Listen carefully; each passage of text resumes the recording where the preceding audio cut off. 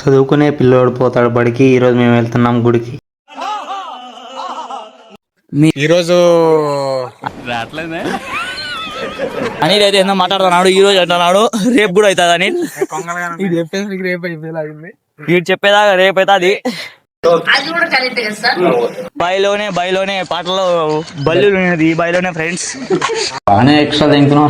ఇక్కడైతే మా వాళ్ళు అందరూ ఆవు ఎక్కడికి రీచ్ అయిపోయారు. ఈ ఆవు పొదుపు చూసి ఎన్ని లీటర్లు పాలిస్తుందో చెప్పగలరా మీరు? కామెంట్ చేయండి ఫ్రెండ్స్.